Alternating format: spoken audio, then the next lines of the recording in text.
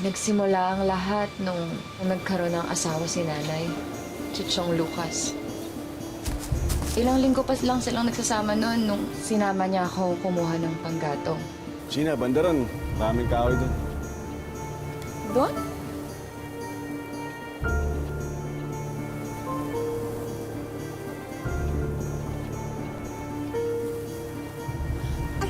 Chong? Chong, ano pa? Chong, bitawan niyo po ako, Chong!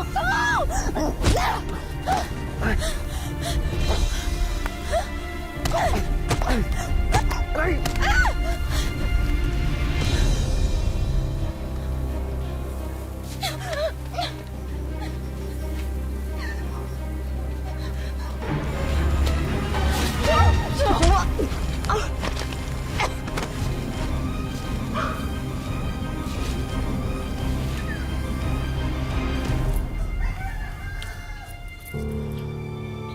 Kaya ko.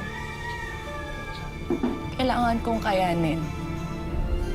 Kailangan. Dito sa Wish Ko Lang, libre ang mangarap. Pero kadalasan, dumaranas daw muna ng mga pagsubok bago makamit ito.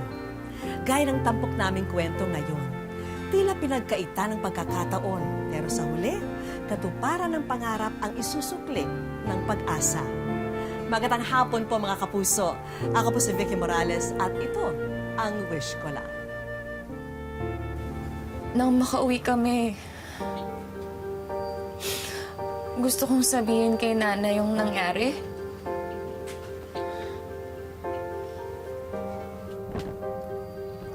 O anak, hindi ka yata makakain. May naramdaman ka ba? Sama ang loob niyan. Gusto kong sabihin sa kanya yung kahayupang ginawa sa akin ni Chong Lucas. Sinama ko manguha ng kahoy kanina. Puro reklamo, ayaw mapagod. Ano ba naman anak? Sa panahon ngayon, dapat magtulungan tayo.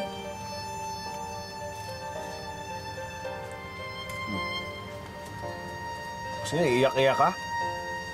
Ano kung anak lang talaga kita? Ginulpi na kita eh. Pero Nay, Tapos, tatanga-tanga pa kanina. Ngayon, nadapa. Sugatan, naps ngayon, ako sinisisi. Aba, Shena, sumusobra naman yata yung kaartihan mo sa buhay mo.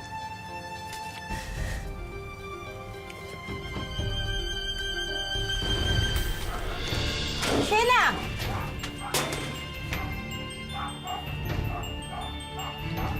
Ayan, yun na siya. O ano? Punta na akong palengke. ay, sige ho, ingat kayo. O, sige. Pakibilan na rin ako ng gin, ha? O, sige. Maraming beses ding naulit ang kahayupan ni Chong Lucas. Tuwing umaalis si Nanay, gumagawa siya ng paraan na masarili ako.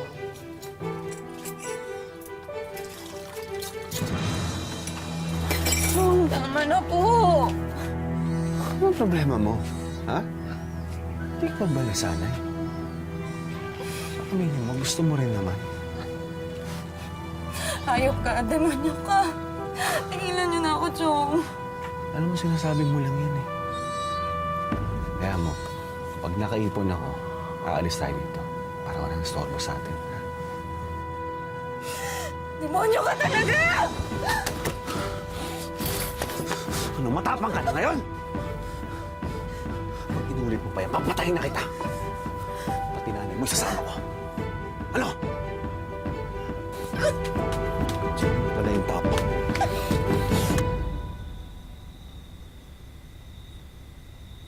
Isang gabi, tumakas ako sa amin. Walang ibang dala kundi ilang perasong damit. Alam ko na hindi sasaktan ni Chong si Nanay kapag wala na ako. Dahil si Nanay ang bumubuhay sa kanya. Naisip ko na bahala na ang Diyos sa kanya at bahala na rin ang Diyos sa akin.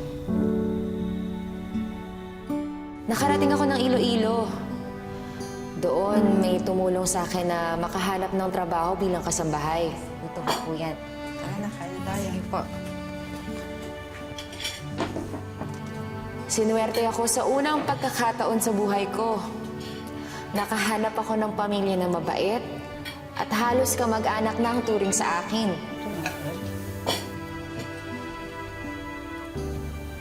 Hanggang ano mo?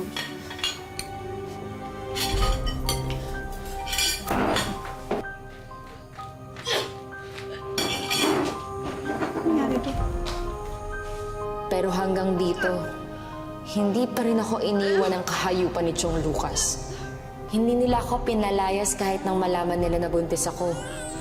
Pagkus, inalagaan nila ako hanggang sa panganganak ko. Noong una, hindi ko alam kung kaya ko bang mahalin yung anak ko. Baka maalala ko na naman ang kahayupan ni Chong Lucas tuwing makikita ko siya. Pero nang mahawakan ko siya, hindi ko napigilang maiyak sa tuwa. May anak na ako. Sheena, sigurado ka ba sa gagawin mo?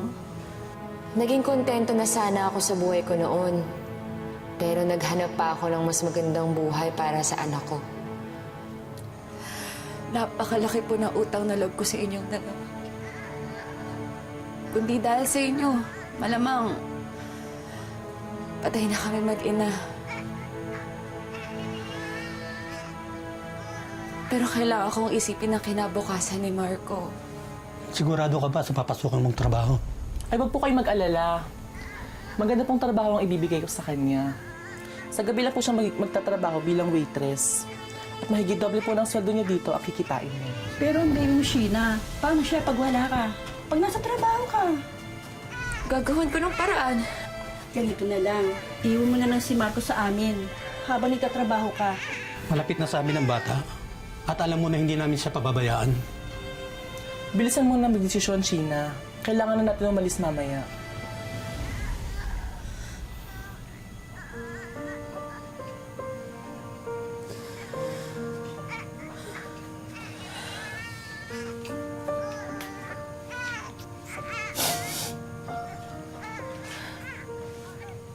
Anak? Sorry ah. Aalis muna ang nanay. Magtatrabaho. Huwag ka mag-alala, hindi namin pababayan ang anak mo, Sheena.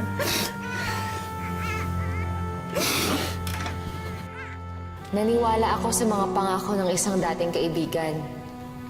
Nasilaw sa alok na kikitain. Pasok ka. Umupo ka.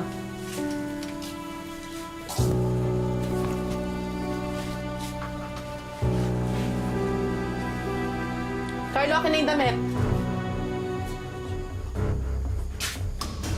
Maligo ka at isuot mo ito. May customer ka mamaya.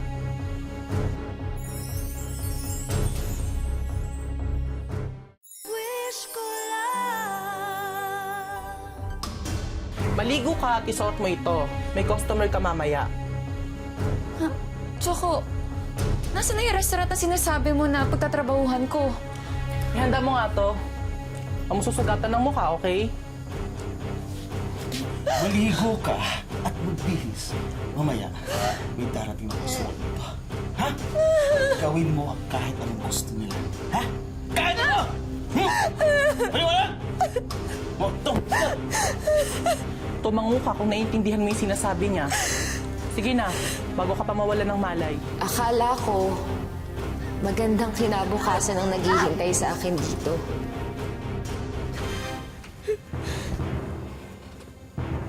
Boss. Ito.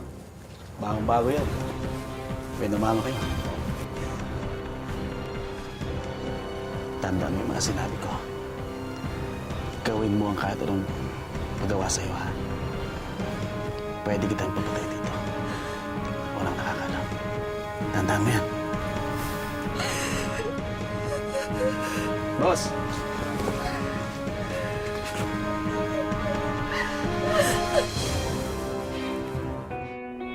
Akala ko hindi ko masisikmura ang ganitong buhay. Nakakadiri. Bumaba ang respeto ko sa sarili. Pero sa paglipas ng panahon, nagpakatatag ako. Ikaw yung bago? Nagugutom ka na? Tara, kain tayo. Ayokong kumain. Gusto ko nang mamatay.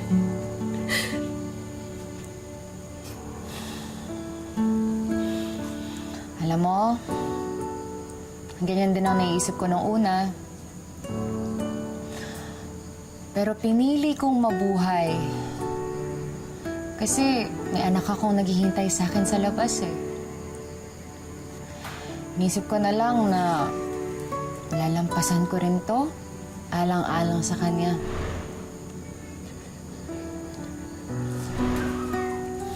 Kaya ikaw, magpalakas ka. Para kapag may tsansa na makatakas dito, eh may lakas ka para tumakbo. May alam kang paraan para makatakas dito? Kamaingay. Sasabihin ko sa'yo, pero sasamahan mo ako kumain mamaya.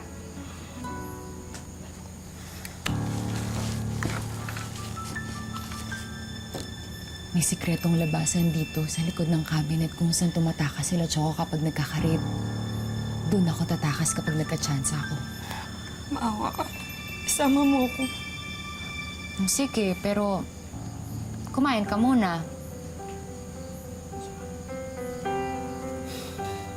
Sheena, Hindi na. ano, kain tayo? Gutom na ako eh.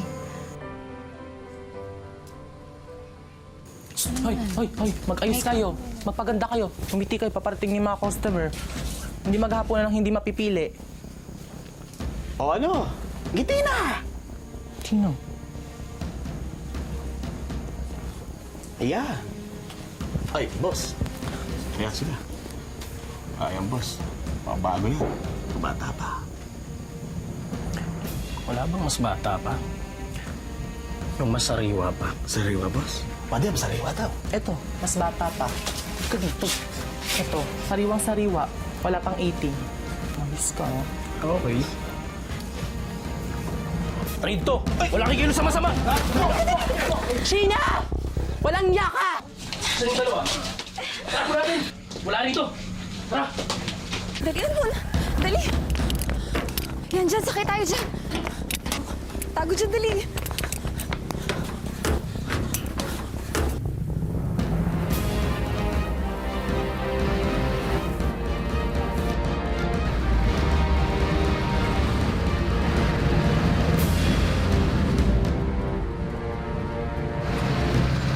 Wala na sila.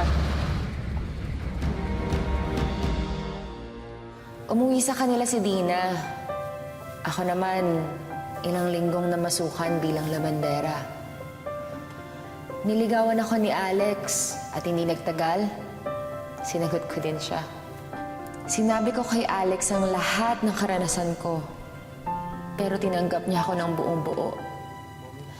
At ngayon, iniuwi na niya ako sa bahay niya para magkasama na kami. Sina, nanay ko. Ano po?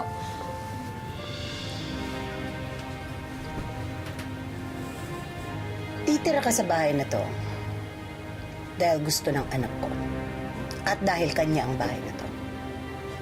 Pero hindi ibig sabihin nun, gugustuhin kita. Nay, Alex, binata ka. May maganda kang trabaho.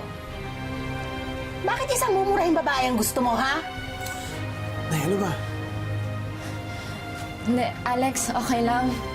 Sabi ko naman sa'yo, hindi mo na kailangan gawin to. Ayun naman pala eh. Alam niya namang mumurahin siyang babae. Pero bakit mo pinagpipilitan yung sarili mo sa anak ko? Nay, mahal ko ho siya. Dito siya titira. Bubuo kami ng pamilya. At kung hindi niyo tanggap yun, pwede na bumalik sa probinsya. Bahala ka.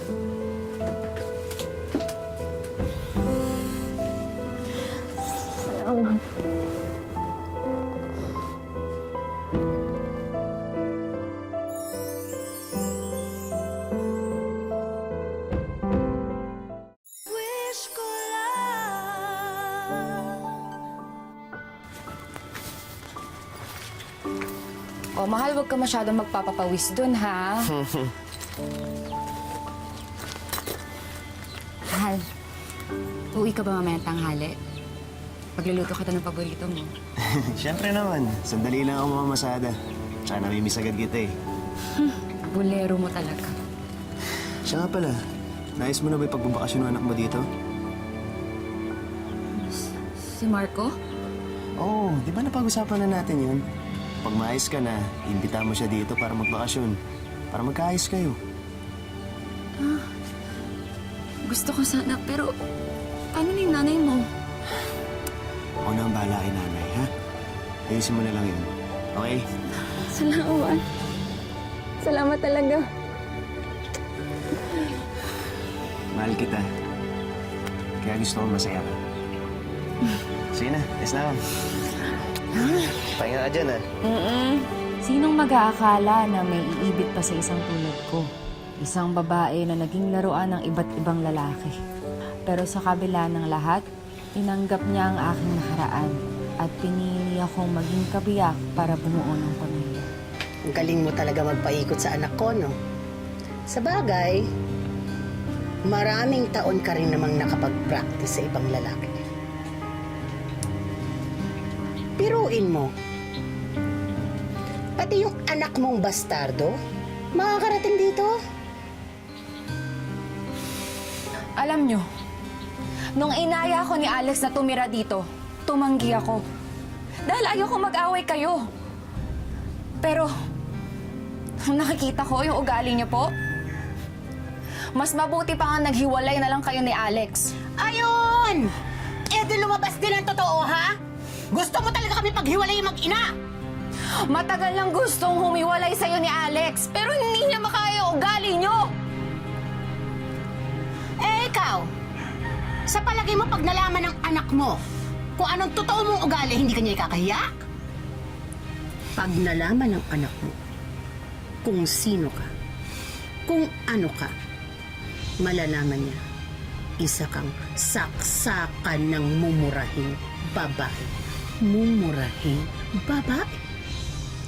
Saksak mo yan dyan sa ulam mo. Hmm?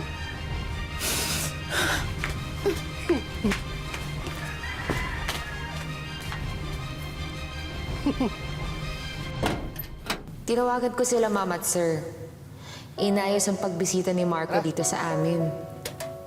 Si Alex nga mismo ang sumundo sa kanya eh. Pero puno pa rin ako ng takot. Paano kung pandirihan nga talaga ako ng anak ko? Mahal, nandito na kami. Ah, Ay, gawin mo.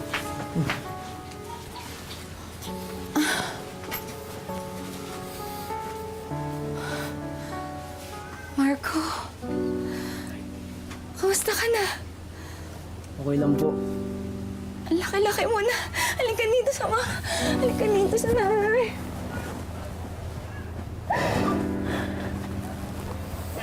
Una, ang gwapo-gwapo na una.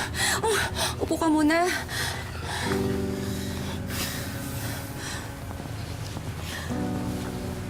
Oh, aalis na ako. Totalita naman yung gusto niyo, di ba? Iatid ko lang nanay sa terminal, ha? Kayo na muna dito.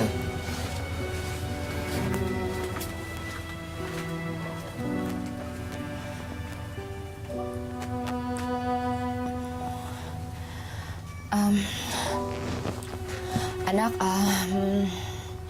nagugutom ka ba? Kumain ka na ba? Nauuhaw ka? May kalamansi juice doon. Gagawan kita. Gusto mo? Ha? Sindiya ka lang, ha? Hindi ako mahilig sa maasim. Kung ikaw nang palay sa akin, di sana alam mo yun. Anak, huwag ka naman ganyan sa nanay. Saan ko pwedeng iwan itong mga gamit ko? Doon, nak.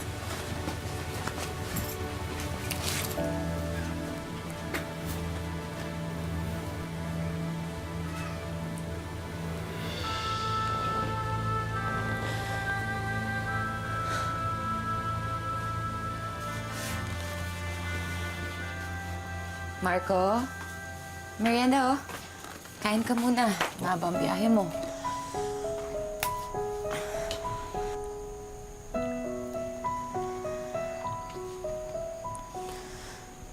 Alam mo, nak, tama ka. Marami akong hindi alam sa'yo. Dahil wala naman talaga ako nung lumaki ka. Pero hindi pa naman nahuli ang lahat, diba? Pati pa natin makilala ang isa't isa. Sasabihin niyo na po ba sa akin kung sino ang tatay ko? Nasaan po ang tatay ko? Bakit wala siya?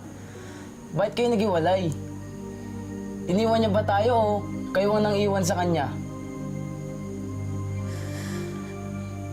Nak, alam mo kasi... Saka bakit niyo ako iniwan?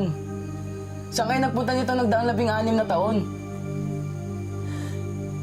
Anak, hindi pa yata ngayon ang tamang panahon para malaman mo lahat. Hindi niyo sasabihin sa akin? Bakit niyo pa ako pinapunta dito? Marco!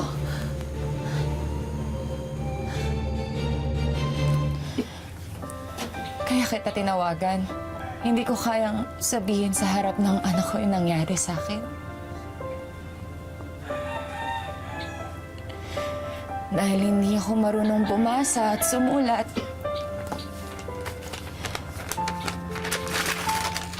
Kaya ikaw na lang ang magsusulat ng buhay ko. Pati na rin ang kwento ng buhay niya.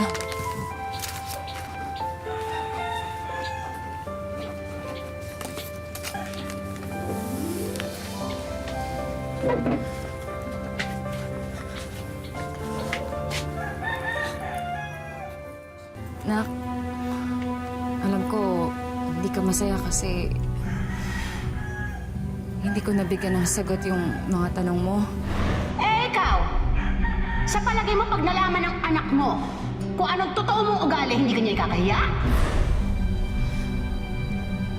Kaya nga, Na ang lolo niya, tatay niya rin? Ha?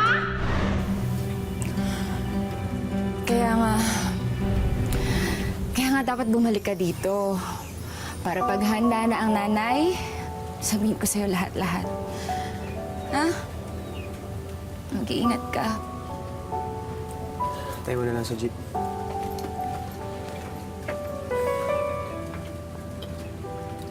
Mahal. Okay ka lang ba? Ihatid ko lang siya.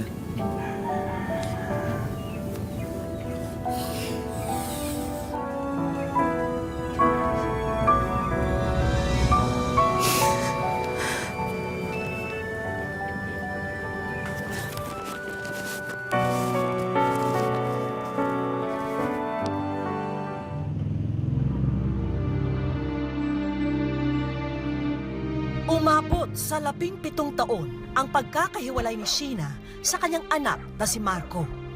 Nagkatagpo noong 2016 ang mag-ina sa Negros. Ayon sa kwento ni Sheena, hindi naging masaya ang kanilang reunion. Mama, ambal niya, bakit nandito ka? Huwag ko binuntahan na kita kasi nakakita na ako ng pera. Ambal ko siya, tapos nangakapan kaming dalawa. Tapos nadala ko sa dito pa uwi. Kaso naman ninasumbatan niya ako ba? Bal niya, simula nang maliit ako. Ngayon mo lang ako kinuhang malaki ko na. Malaki na ko na siya. Malaki na nga raw ang pagkukulang ni Sheena sa anak. Malaki na ang agwat sa kanilang mga puso. Hindi niya ako kasi pinakinggan. Kung magsalita ako. Sabi niya, hindi, wala kang kwentang ina. Ganun sabi niya sa akin. Kaya ginabiyaan ko sa kuno mo. Tapos na lang, umalis na lang ako. Papunta ako ng CR namin para hindi ko marinig lahat ng sasabihin niya. Tapos umuwi naman sa San Negros. Walang nanumbalik na pagkasabik si Marco sa kanyang ina. At tila ang maraming taon na kanyang hinintay ay gumuho sa loob ng ilang oras lamang. Noong araw na yun, muling naghiwalay ang kanilang landas at hindi na muli niya nakita ang anak. Masasabi mo ba na maganda na yung relationship mo sa kanya o hindi pa rin? Hindi pa rin, hindi siya nakikinig sa akin.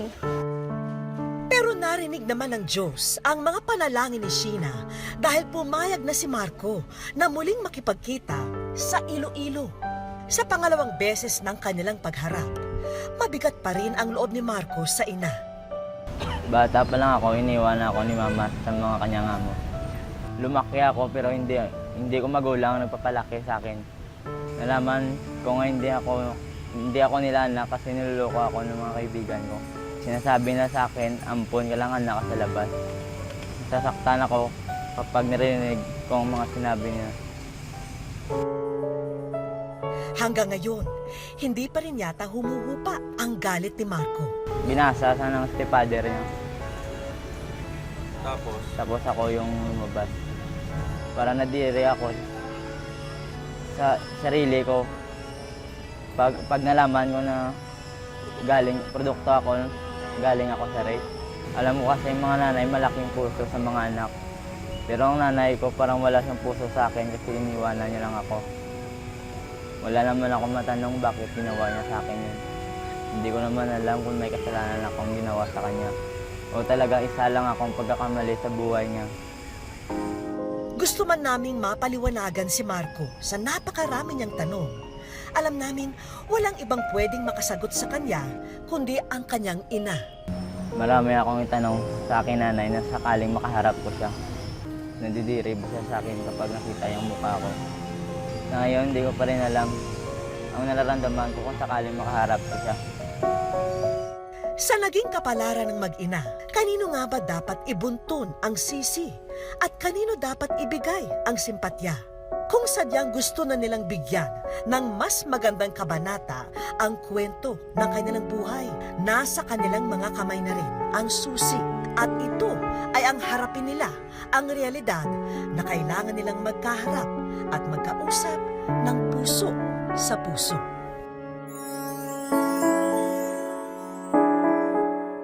Sa aming pagbabalik, Wish ko lang, masaya kasi natutupad ng wish ko.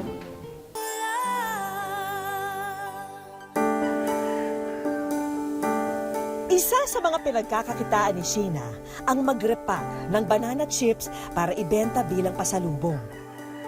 Pero hindi pangkaraniwan ang araw na to dahil sa mga nakahalong etiketa sa kanyang mga pambalot ng pasalubong. Wish ko lang, masaya kasi natutupad ng wish ko dahil makasama ko ng anak ko.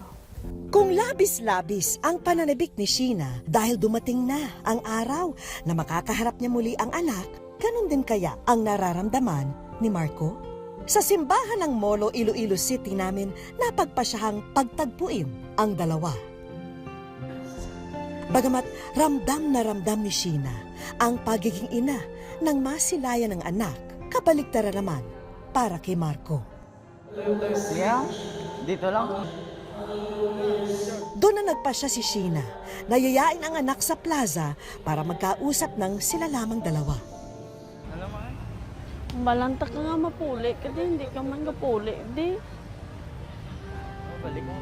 Di gusto ko tani ng tiner ka di anay ba na? Para lang miskin hindi nang lang takabala.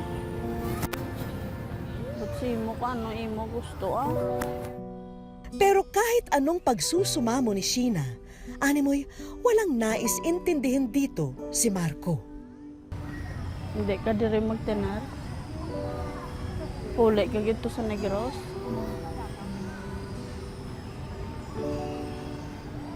Gusto ko tani diri ka anay biskin pila lang kabulan. Pero sa pagkakataong ito, hindi na papayag si Sheena na malalayo pa muli sa kanya ang anak na si Marco. Kailangan niyang ipaliwanag sa anak ang tunay na nangyari kung bakit sila nagkahiwalay. Hindi ang balan ko manasa. Kaso parang ayaw yung makinig minsan. Dito na niya ipinaintindi kay Marco kung bakit siya naiwan sa mga amo noon. 13 anyos lang si Sheena nang mabuntis at maging ina. Kaya natatakot siya sa kapakanan ni Marco, lalo na kung walang mahanap na trabaho at baka tumira lang sila sa lansangan noon. At ang pinakamainam na gawin ay ibilin ang anak sa mga taong may sariling bubong na tinutuluyan at may pagkain sa hapag. Napansin naming nagbago ang ihip nang kunin ni Marco ang kamay ng ina para hawakan ito. Ilang sandali pa, si Marco na mismo ang umakbay sa kanyang ina. Hindi ko po inaasahan na mabawasan ang galit ko sa aking nanay. Ngayon ko lang pala naisip na galit po ako sa iya na sa maling dahilan. Pero alam kong dadating ang araw na patuluyan ko siyang mapatawad. At dahil everybody happy na, mabuti pa'y ibigay na natin ang aming regalong financial assistance para sa mag-ina. Tulong sa kanya at pang negosyo. Hindi mo na kailangan gastusin sa negosyo ang perang yan dahil nakahanda na ang bago mong bigasan na ipapauwi namin sa inyo. Masayang masaya dahil may pangkabayan ako. Dahil pabalik tarin mo po yung mundo, siya po talaga yung nanay ko. Madalas natin tawagin na ilaw ng tahanan ang mga ina. Sila kasi ang nagsisilbing liwanag ng ating buhay. Ngunit kung may mga pagkakataon na humihina ang tanglaw nito, hindi raw ibig sabihin ay naglaho na rin ang ningas ng pagmamahal ng isang ina. Lahat ng kaganapan sa ating buhay ay may dahilan. Kailangan lang magpakatatag at magtiwala sa biyayang dulot ng kabutihan. Hanggang sa susunod na Sabado mga kapuso, ako po si Vicky Morales at ito ang Wish Ko Lang.